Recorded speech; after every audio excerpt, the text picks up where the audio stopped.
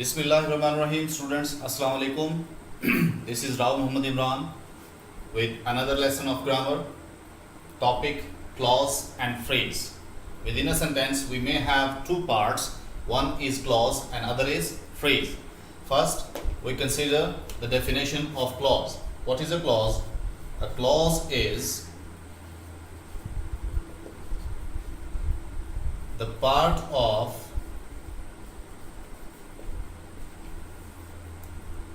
a larger sentence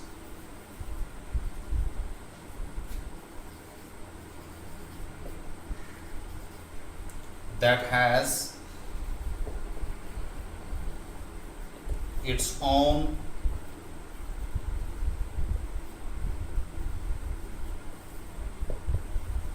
subject and predicate.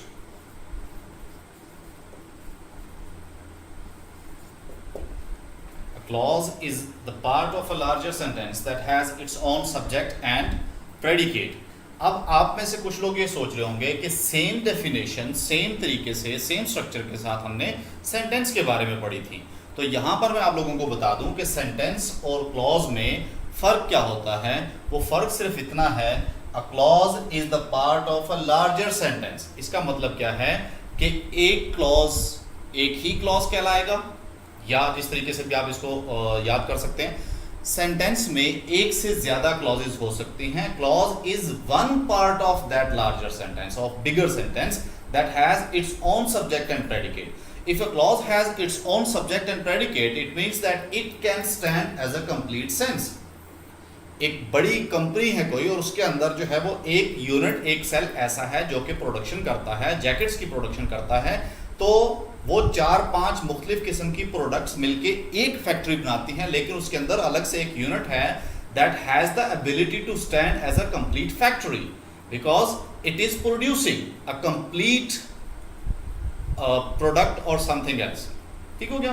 तो same इसी तरह यहां पर हम कहते हैं कि क्लॉज जो है वो एक पार्ट है बड़े सेंटेंस का जिसका अपना एक सब्जेक्ट भी होगा और प्रेडिकेट भी होगा।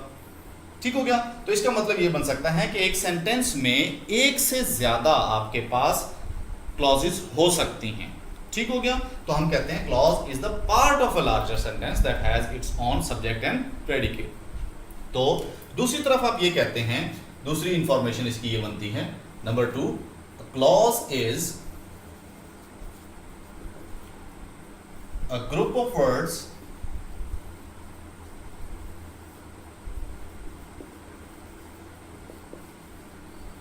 that has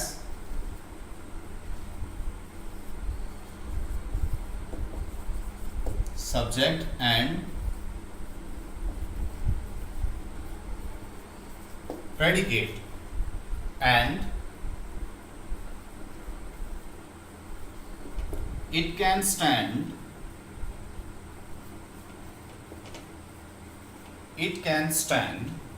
as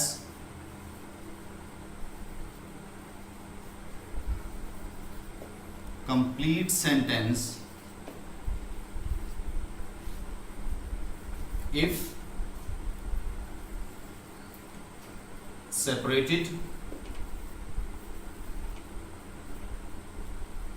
from main sentence। तो ये आपके पास इंफॉर्मेशन है कि clause is a group of words that has subject and predicate and it can stand as a complete sentence if separated from the main sentence। के main sentence से अगर इसको अलग कर भी दिया जाए तो क्या होगा कि ये अलग से एक complete meaning दे सकता है। तो इस चीज को हम कहते हैं clause। तो आप लोगों को इसका डिफरेंस समझ में आ गया होगा कि clause और sentence में डिफरेंस क्या होगा। clause और sentence में डिफरेंस ये है कि एक सेंटेंस के अंदर, सेंटेंस कहाँ एंड होता है, क्वेश्चन मार्क पे या फिर आपके किसी भी फुल स्टॉप पे एक सेंटेंस कंप्लीट हो जाता है। एक सेंटेंस के अंदर डिफरेंट इंफॉर्मेशंस हो सकती हैं, एक सब्जेक्ट और उसके मुतालिक इंफॉर्मेशन, या एक सब्जेक्ट या उसका कोई भी एक्शन मतलब के प्रेडिकेट वो हो सकता है। लेकिन जब हम बात करते हैं किसी एक क्लॉज की, तो क्लॉज जो है वो सिर्फ एक ऐसा ग्रुप ऑफ वर्ड्स होगा जिसमें उसका अपना सब्जेक्ट और प्रेडिकेट मौजूद होगा और वो किसी बड़े सेंटेंस का एक हिस्सा हो सकता है और उसकी इंफॉर्मेशन इतनी होती है कि आप उसको अगर सेंटेंस से अलग कर दें तो वो कंप्लीट मीनिंग दे सकता है। ऐसे पार्ट को आप कहते हैं क्लॉज। तो ये आप लोग नोट कर लें और उसके बाद जो है वो हम नेक्स्ट लाइन पर चलते हैं। जी बच्चों, तो अब हम बात करते हैं, पहले हमने बात की है क्लॉज की कि क्लॉज क्या चीज है। अब हम बात करते हैं कि फ्रेज जो है वो क्या चीज होगी। तो फ्रेज के बारे में आप लिखेंगे कि phrase is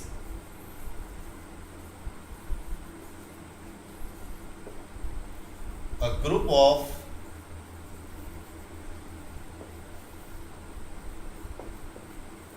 words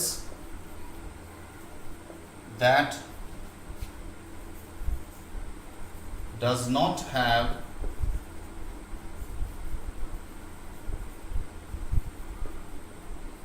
its subject and predicate. It gives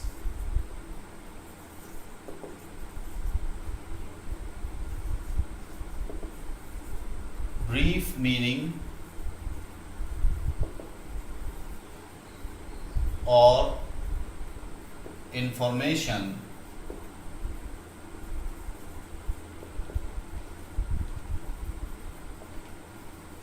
about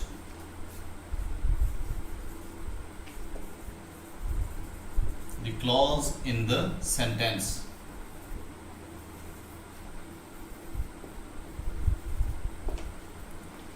Phrase is a group of words that does not have its subject and predicate, and it gives brief meaning or information about the clause in the sentence. अब इसका मतलब क्या हुआ कि एक sentence में दो parts हो सकते हैं और वो कौन कौन से होंगे। पहला पार्ट इसका ये है कि इसमें एक क्लॉज होगा। जाहिर सी बात है कि क्लॉज होगा तभी कोई मीनिंग देगा।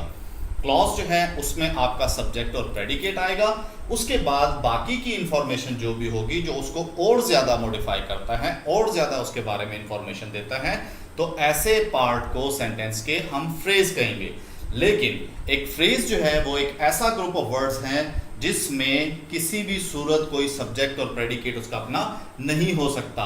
इसका मतलब ये होगा कि it can not stand as a complete sentence if we separate the phrase from the sentence. तो फ्रेज के मुतालिक इंफॉर्मेशन दोबारा से सुन लें कि phrase is a group of words that does not have its subject and predicate. It can not have any subject और predicate of its own and it gives brief meaning or information, not complete meaning. Brief meaning, a hint, extra information that is not required. The clause in the sentence, about the clause in the sentence. तो इसका मतलब ये होगा कि अगर हम इसको sentence से अलग कर देते हैं तो ये किसी भी सूरत अपना मीनिंग कंप्लीट नहीं देगा। अब हम इससे आगे चलते हैं और एक सेंटेंस में इसकी प्रैक्टिस करते हैं कि क्लॉज और फ्रेज इन दोनों का डिफरेंस क्या होगा। जी, तो हम इसकी प्रैक्टिस करते हैं और यहां पर सेंटेंस एक लिखता हूं। फॉर एग्जांपल, ये आपके पास एग्जांपल है।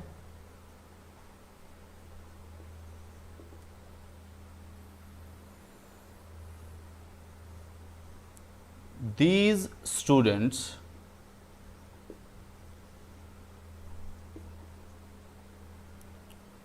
will not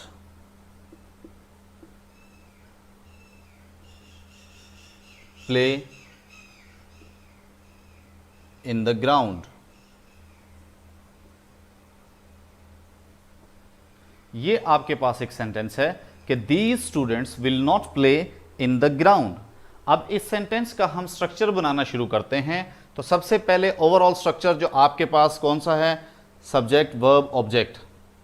ये जो आपके पास स्ट्रक्चर है हम ये बनाना शुरू करते हैं। Who will not play in the ground, हमारे पास सब्जेक्ट है दीज स्टूडेंट्स, ये बन जाएगा आपके पास सब्जेक्ट। दीज स्टूडेंट्स ये आपके पास बन जाएगा सब्जेक्ट। उसके बाद हमें ये पता है कि वर्ब जो है वो वहां पर इंडिकेट करता है आपके किसी भी टेंस को। तो हमें पता लगा ये फ्यूचर है, और फ्यूचर का कैसे पता लगा कि विल यूज किया गया है और उसके बाद मेन एक्शन इनका प्ले, और नॉट जो है वो नेगेटिव के लिए। तो will not play, this is the part of verb ठीक हो गया। उसके बाद जिस चीज पर एक्शन होना चाहिए वो मौजूद नहीं है, बल्कि हमारे पास क्या है, एक डायरेक्शन दे दी गई है, क्योंकि हमारे पास एक अदद प्रेपोजिशन यूज किया गया है।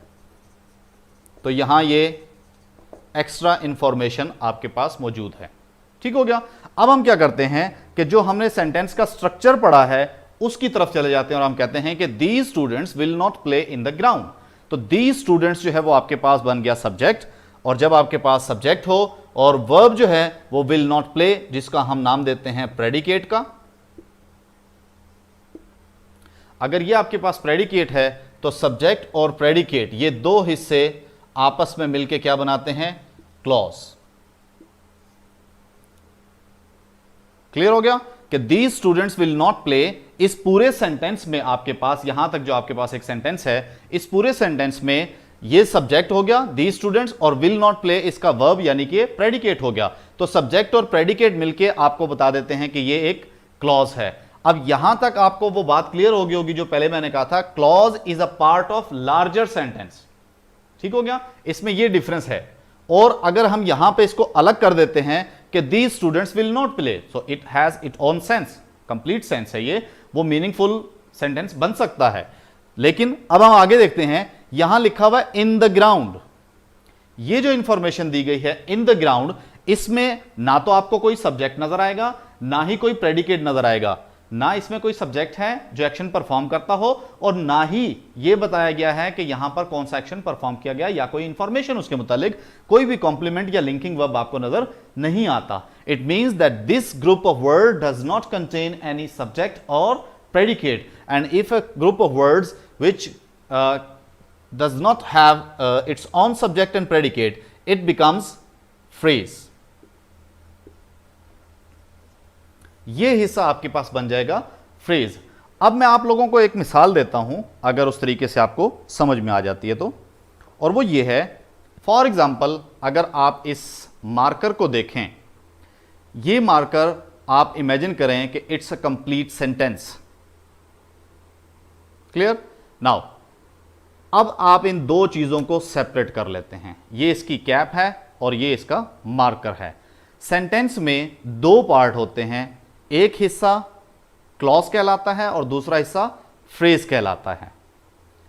अब इस मार्कर में, जैसे इस मार्कर को अगर अलग किया जाता है तो इस मार्कर में जो मार्कर का काम था, जो इसकी अपना वर्क थी, वो क्या थी, राइटिंग की। तो this part can write, it means that a clause of a sentence that can serve as a complete sentence. ये मार्कर का, ये सेंटेंस का वो हिस्सा है जो अभी भी जो राइटिंग का काम था वो कंप्लीट कर सकता है, और this cap can not be called marker. It can give you a brief information that this cap is for marker. Same like this phrase in this sentence we have in the ground. We can say that something is happening in the ground, or something has been done in the ground, or something may happen in the ground, but the main meaning is not here, or it cannot indicate or convey the complete sentence. ठीक हो गया? तो मेरे ख्याल में ये बात समझ में आ गई होगी आप लोगों को। सिंपल सा इसका स्ट्रक्चर मैंने ऐसे बना दिया कि ये आपके पास एक मार्कर है, जैसे कि ये सेंटेंस है, इस सेंटेंस में से दो चीजों को हम अलग अलग कर देते हैं। ये आपके पास एक कैप बचती है, एक कैप जो है वो कभी भी मार्कर का यानी कि राइटिंग का काम नहीं कर सकती। सेम इसी तरह एक सेंटेंस में कोई ऐसा ग्रुप ऑफ वर्ड्स जो सिर्फ हिंट दे सकता है, कंप्लीट मीनिंग कन्वे नहीं कर सकता, वो फ्रेज होगा। और इस फ्रेज में आपके पास जैसे मार्कर में ना तो इसकी कोई इंक होल्डर है कोई, ना कोई इसके पास निब है, ना कोई और चीज है जो राइटिंग का काम कर सके। दूसरी तरफ आपके पास जो क्लॉज है, क्लॉज के अंदर जो है वो आपके पास सब्जेक्ट भी मौजूद होता है, वर्ब भी मौजूद होता है, जो इसको असल मीनिंग की तरफ ले जा सकता है और वो कंप्लीट सेंटेंस के तौर पे एक्ट कर सकता है। तो मेरे ख्याल में ये चीज आप लोगों को अब समझ में आ गई होगी कि क्लॉज और फ्रेज का डिफरेंस क्या है। इन तमाम चीजों को जो अभी से मैं डिस्कस कर रहा हूं उसकी रीजन है, उसकी रीजन ये है कि बाद में जब हम क्लॉज को मुख्तलिफ अंदाज से पढ़ते हैं तो आपको बेसिक नॉलेज होना चाहिए कि क्लॉज बेसिकली है क्या, या फ्रेज जो है वो बेसिकली है क्या। आगे जितने भी आप सेंटेंस की टाइप्स पढ़ेंगे, उसकी काइंड्स पढ़ेंगे, हर चीज के अंदर कहीं ना कहीं एक ही बात आ रही होती है, और वो होता है क्लॉज की identification, to identify the clause. ठीक हो गया? तो मेरे ख्याल में अभी आप लोगों को ये चीज क्लियर होगी कि क्लॉज और फ्रेज में डिफरेंस क्या होता है। तो अब अगर मैं अपनी पिछली वीडियो की बात करता हूं तो उसमें मैंने आपको बताया था कि एक सेंटेंस स्ट्रक्चर में सब्जेक्ट और प्रेडिकेट, ये दो चीजें मिलके एक सेंटेंस बनाती हैं। उसके अंदर हम एडिशन कर सकते हैं। किस चीज की एडिशन कर सकते हैं? हम एडिशन कर सकते हैं मुख्तलिफ फ्रेजेस की, और उसके अलावा अगर चाहें तो कंजंक्शन यानी कि ज्वाइनिंग वर्ड्स जो है वो यूज करके आप डिफरेंट किस्म के और क्लॉजेज इस्तेमाल करेंगे और एक सेंटेंस को लेंथी बना सकते हैं। लेकिन जब क्लॉज की बात की जाती है तो क्लॉज के अंदर एक ही इंफॉर्मेशन होती है, कंप्लीट इंफॉर्मेशन एक दफा उसमें यूज की जाती है। यह नहीं है कि आप उसके साथ जो है वो कंजंक्शंस यूज करके और इंफॉर्मेशन ऐड कर दें, और ऐड करने का भी यह है कि फिर कोई सब्जेक्ट और क्लॉज या प्रेडिकेट जो है वो शामिल करें। तो इस तरह कभी भी नहीं हो सकता। वो एक लार्जर सेंटेंस का एक पार्ट होगा जिसमें सब्जेक्ट और प्रेडिकेट यूज होगा, and it can stand as complete sentence. ठीक हो गया? तो उम्मीद है ये बात आप लोगों को समझ में आ गई होगी। अब जो है वो हम बात करेंगे क्लॉज जो है वो डिफरेंट टाइप्स की हैं। इससे फर्दर हम चलते हैं, और नेक्स्ट वीडियो में इंशाल्लाह मैं आप लोगों को बताऊंगा कि क्लॉज जो है वो डिफरेंट टाइप्स की कौन कौन सी हैं, या क्लॉज जो है वो कितने टाइप का होता है। फ्रेज की टाइप्स ये इसके बाद करेंगे, पहले हम सेंटेंस जो है उसको कंप्लीट करेंगे। जी, इसके लिए इंशाल्लाह आप बाकी जो वीडियो है उसको ये सब्सक्राइब कर लें तो बेहतर है, और बेल आइकन को दबा दें। उसकी रीज़न ये है कि जब कोई अपडेट हो तो वो आपको पता लगता रहे, और लेसन के ऊपर जो है वो टाइटल में दे दिया जाता है, और जो भी वीडियो के अंदर मैं आपको पढ़ा रहा हूँ ये चीज़ वहाँ पर मेंशन कर दी जाएगी। और बेसिकली ये वीडियोज़ जो हैं वो सेकेंड ईयर के स्टूडेंट्स के लिए बनाई जा रही हैं, लेकिन 9-10 के स्टूडेंट्स हैं, या आपके फर्स्ट ईयर सेकेंड ईयर के स्टूडेंट्स हैं, या उसके बाद के भी जो बच्चे ग्रामर को पढ़ रहे हैं, तो इससे कोई फ़र्क नहीं पड़ता। कोर्स कंटेंट जो है वो सेकेंड ईयर का होगा, लेकिन ग्रामर क्योंकि सब में इसी तरह है, 9th लेवल से स्टार्ट हो जाती हैं ये सेंटेंस स्ट्रक्चर वगैरह, तो तमाम लोगों के लिए जो है, या हर किस्म के स्टूडेंट्स के लिए ये मुफीद है। ठीक हो गया? और टीचर्स अगर इसको देख रहे हैं तो काइंडली अगर कोई इसके अंदर आप कोई इम्प्रूवमेंट लाना चाहते हैं तो प्लीज़ इसमें कमेंट करें, so that I would know my mistake if there any. और अगर कोई मिसअंडरस्टैंडिंग है तो मैं भी क्लियर हो जाऊंगा, तो बाकी लोगों का फ़ायदा होगा। Thank you so much. अल्लाह हाफिज़। इंशाल्लाह नेक्स्ट वीडियो में मुलाकात होगी। अल्लाह हाफिज़।